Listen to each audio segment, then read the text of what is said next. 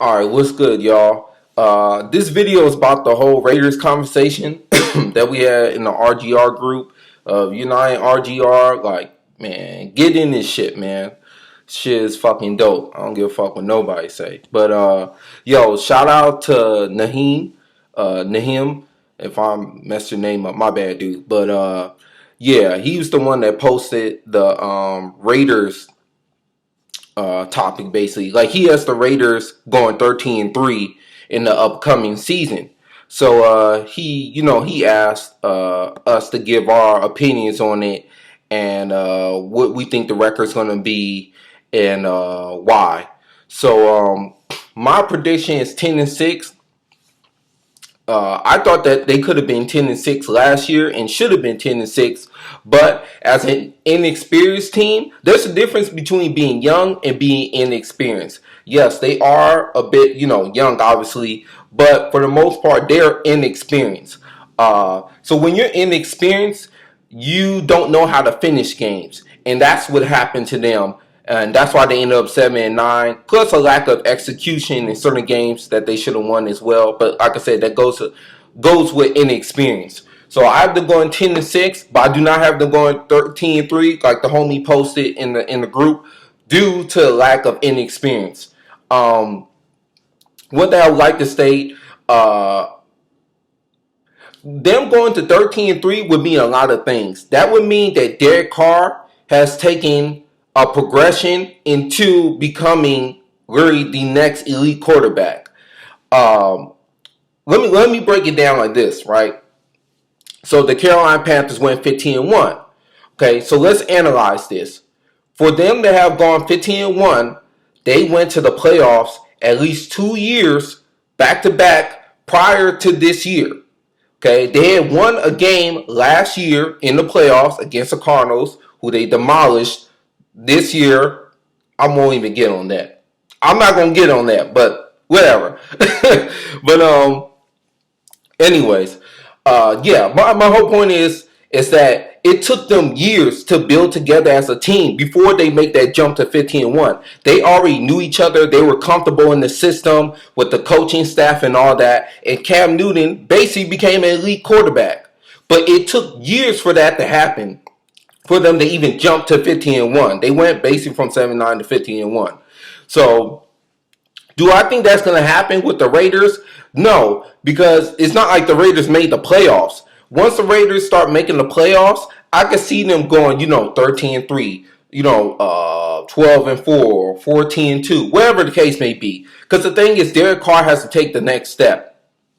He's the most important player on that team. I know they starting to get some defensive pieces, but I'm going to break this down as objectively as I can. I want to reiterate, do not get butthurt if you are a Raider fan and you don't agree with some of the stuff that I'm about to say. I'm only saying this objectively. I'm a Bears fan, as some of y'all know, but I got mad love for the Raiders. I want to see them win. I want to see them get another championship. I think it's time for Raider Nation to rise. They've been going through a lot of fuck shit. At least a decade and whatever I have, or whatever the case may be, since 2002 basically. So, I want to see them win. I want to see them do their thing again. But I'll get back on that part later. But I want to speak on why, in my opinion, they were 7-9. My opinion, like I stated before, is inexperience.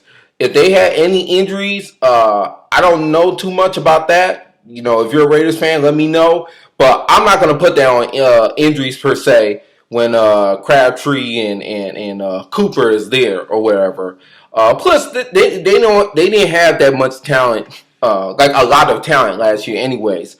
In some ways, they kind of exceeded their expectations. I'm going to talk about the schedule that they had last year. Okay, so I'm gonna tell you all the games that I thought they would lose or win or whatever, and what were the results and how I feel about that. I'm gonna go all the way down from game 1 to 16.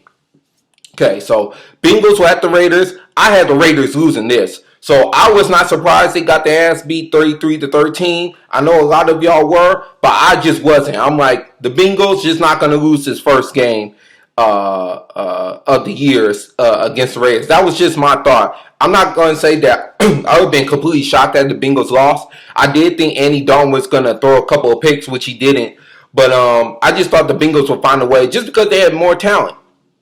Okay, I thought the Ravens were going to beat the Raiders the next week. The Raiders beat them.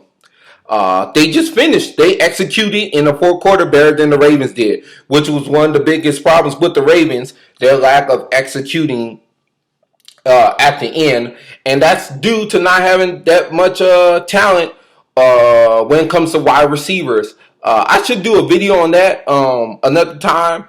Me and Ron had discussed last year at one point in time the Ravens' issues, but I feel like the Ravens' issues is more offensively than defensively. I'll get there to another day. I really want to break that down. But then the Raiders went to the Browns. I thought the Browns were going to win because I thought Johnny Manziel was going to play. He didn't play, so I had to stick with that fucking pick. So the Raiders ended up winning. So I had them 0-3 at this point. Now, does that mean that I have something against the Raiders? No, I'm just being fucking objective. And if I'm wrong, which I was wrong, then I'm wrong. Okay? I had the Raiders beating the Bears because I thought that with the lack of receivers that Jay Cutler didn't have, he didn't have Alshon Jeffrey. I think Eddie Royal might have played. But, like, he didn't really have, like, the receivers, He didn't have Jeffrey and White. So I didn't pick them. If they had been in that game, I would have picked them. Okay, so the Raiders lost that game. Now, in my opinion, I watched this game. So if you disagree with me, fine. But don't be thinking like I'm crazy for saying this. Because I'm stating facts here. If Jay Cutler had never threw that pick on his fucking back foot, he always does that fucking shit. Because sometimes he gets away with throwing his back foot and it works. But a lot of times it doesn't work. If he had just threw like a quarterback's supposed to with the footwork and not on his back foot, the ball would have got to Martellus Bell on time. It would have been a touchdown. And that game would have been 22-20. 19, 7. So they would have been up like 26 or 27 to like 17. So basically they would have won by like a touchdown and more, in my opinion. Jay Cutler, to me, almost gave that game away throwing that pick. And like typical Jay Cutler, he comes back to help them win so he can be the quote-unquote savior. So to me, I don't know if the Raiders won that game, even though I did pick them. I'm just going off of what I actually saw in that game. I think the Bears actually executed better in that game, and they deserve to win that game. I'm not saying that because I'm a Bears fan. I'm saying that because they executed at the end. So that's my thought on that. Okay, so then the Broncos Raiders game. I had the Broncos winning this. I was not confident because Peyton Manning was playing like complete dog shit. He didn't play well in that game either. But Derek Carr didn't play well in that game as well. Part of that was due to wide receivers not running their precise routes, not looking for the ball when they should have. A lot of it had to do with bad timing. But Derek Carr has to take that as being a leader of the team, being the quarterback of the team. He could have done better in that game. The whole offense could have done better that game. Then the Raiders beat the Chargers. I thought the Chargers would win this game. As everybody knows, I fucking hate Phillip Rivers. If you don't know why, then ask somebody in the fucking group. But yeah. I always want the Raiders to sweep the Chargers, but it's hard. It's been hard for them to do. So when they won this game and the way that they was beat up on the Chargers, I was so happy about this game. So I was happy the Raiders won this game. Then the Jets was at the Raiders. I thought the Raiders would lose this game as well. They beat the crap out of the Jets. So this is at the point where I said in the group, if some of y'all remember, I said I think they're gonna have a chance, or they should end up going 9-7 or 10-6. Because at this point, I'm like, yo, you can beat the Steelers, you can beat the Vikings, you can beat the Lions, you can beat the Titans, or whatever. And then if you can get like one more win against the Chiefs, because I knew they was going to end up being the Chargers again. You can get one more win against the Chiefs or something, you can end up going like 10-6. So then the next game, I picked the Raiders. No. Damn, I'm trying to think. Yeah, I did pick the Raiders. I picked the Raiders to beat the Steelers, and they fucking lost that game. That was another game that was on Derek Carr. He messed up in the fourth quarter, lack of execution, bad decision, throwing the pick. I remember that game because I was with my family, and we was all rooting for the Raiders to win, and that didn't go down. Then I had the Raiders beating the Vikings. This is me being objective. I had them beating the Vikings. Teddy Bridgewater just came off of a concussion. So I'm like, yo, they going to beat them. And the Raiders are at home. Lack of execution. You can say that the Vikings are the better team or were the better team. So if that's your reasoning, then that's fine as well. But I do think the Raiders should have won that game. Okay. Then the Raiders go to the Lions. Really? They should have beat the Lions. I'm sorry. I don't care. They should have beat the Lions. I don't know what the heck happened. You know what? This was the time when Amari Cooper went through his little rookie slump, where it was just like, when you just when you go through the whole season, you end up going against some veterans that they just get the best of you. This one of those games. I think his name is Darius Slay. He's a cornerback, but he got the best of him in this game. It took Cooper a while to get back to being Cooper, even though he's a rookie. Throughout the season. The Raiders-Titans game, they barely won that game. Damn, I can't remember who the fuck I picked. I think I picked the Raiders. I can't remember that game. My bad. The Chiefs-Raiders. I think I picked the Chiefs. I could be tripping.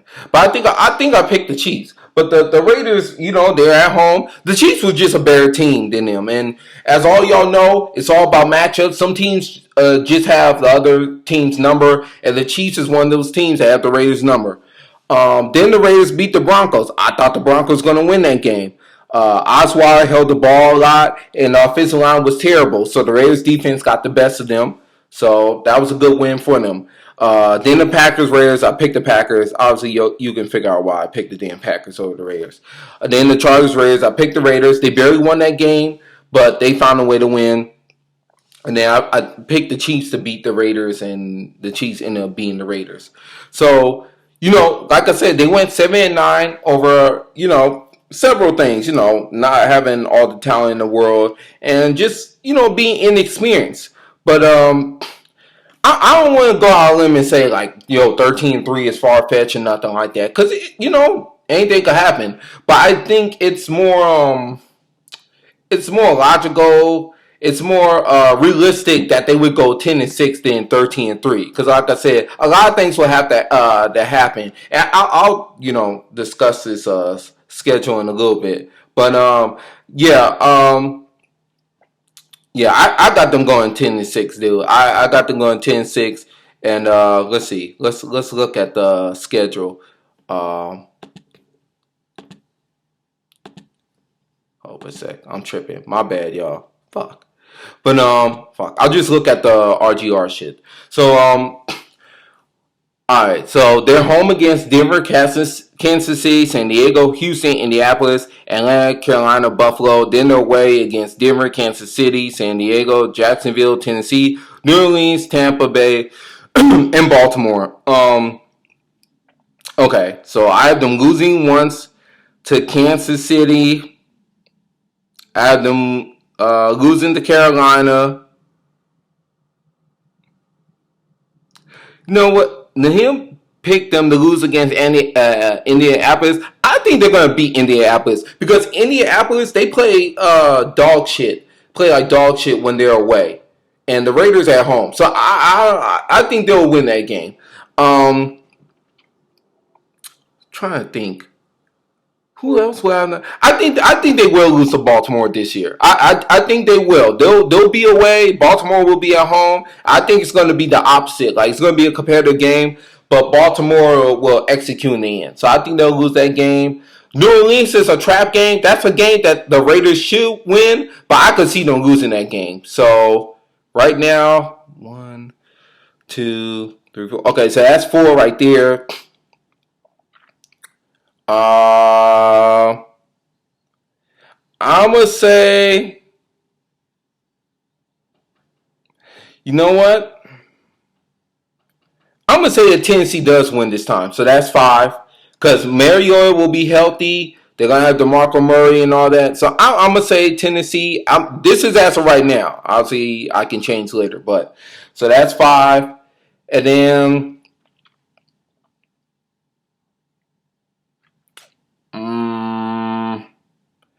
you know what? Fuck it. I'm gonna say Kansas City sweeps them again. So there you go. There goes 10-6. So they lose to Kansas City twice. They lose to New Orleans. They lose to Baltimore. Yeah, Kansas City twice. Baltimore, New Orleans, Carolina, in Tennessee. So there you go. That's what I got. That's what I got. So yeah, I just think those type of games will be like trap games, and like I said, they're a young team. They're just inexperienced most of all. So they've upgraded defensively. But this is another thing I want to talk about. Now I'm being objective when I say this, so don't be getting fucking butthurt about this shit. If you really want to analyze this as well, let's talk about defenses in the AFC West. Okay, you have to put Denver Broncos number 1. I know they lost a couple of players, but John Elway and his crew, they'll be able to draft. So they'll be able to get their players, draft whoever. Wade Phillips, he's a very good defensive coordinator. And at the end of the day, they have a great fucking secondary. Aqib Talib, Chris Harris, TJ Ward, and I forgot the other guy, my fault. But they got a great secondary. And that's the one thing that really... that's the next step that the Raiders have to take. If you look at the last 3 Super Bowl teams, all of them had great secondaries, especially great cornerbacks. This year, Aqib Talib, Chris Harris. The year before, Darrelle Revis and Brown & Browner. And then the year before that was Richard Sherman. And then, can't remember his fucking name now. But you know what I'm talking about now. He's on the Miami Dolphins now. I mean, he's not great, but at the time he was very solid for them. I actually think that Brown & Browner should go back to the Seattle. I really think that would help out Seattle's secondary. But like I said, that's me being fucking random. But yeah. As far as the AFC West division, you got to think about it. The Broncos have a better defense, and the Chiefs have a better defense. These are facts. As of right now, these are facts. The Chiefs alone have Eric Berry. Shout out to him for overcoming that disease and being 100% healthy and balling out again. That's inspiring for children and people who have that disease. And he's a big inspiration. So shout out to him for overcoming that and balling. And they got Marcus Peters. Marcus Peters right now is the 3rd best quarterback in that division. And he might end up jumping to number 1 next year. He's that fucking good. And I'm talking about that division. He's that fucking good. And he legit can become a top 5 cornerback next year as long as he doesn't go through a sophomore slump. So that alone, that's something that the Raiders really have to look out for. So maybe in this draft, or hopefully in this draft for the Raiders' sake, they will take a look at the cornerback from Clemson, something Alexander. He's a very good cornerback. There's usually good cornerbacks from Florida State as well. So they should try taking a look at that as far as cornerback is concerned. But yeah, this is another fucking thing I wanted to get off. Last year, the homie Matt, he made his predictions along as I did in Sean as well. I'm just saying this in general, including me. This is towards everybody, including me. Nobody can be getting fucking butthurt when motherfuckers make objective picks and shit. Like like for instance, I don't want to add nobody's name because I'm not trying to be an asshole or nothing like that. But like, like for instance, like Matt would make a pick saying, I think the Patriots going to beat such and such team, and then someone would be like, oh, why would you pick the Patriots? Blah blah blah. He's being fucking objective. He's a Dolphins fan and he's being objective. Like making picks should be being about objective. You can't get mad when someone makes a objective pick. If you tell me you think so-and-so is going to beat the Bears, I can't get fucking mad at you for that shit. Like, nah, like, you really feel that way, that's your objective pick. If you're wrong, you're wrong. I'm not gonna rub that shit in your face. Like it's is. We all right about picks and we all wrong about picks. But motherfuckers from time to time be getting butthurt when you be making like certain picks. I'm saying that in general. Like I'm not trying to make it seem like like I'm saying this and I'm not holding myself accountable. Like I'm saying that for everybody. Like like people make objective picks, you can't be fucking getting mad about this shit. Uh but yeah, man. Shout out to everybody in the RGR group. Let me know what you think about this video. Like I said, I'm just trying to be as objective as I can. But yeah, I'm gonna try making some more videos. I need to get back on that shit. So shout out to y'all.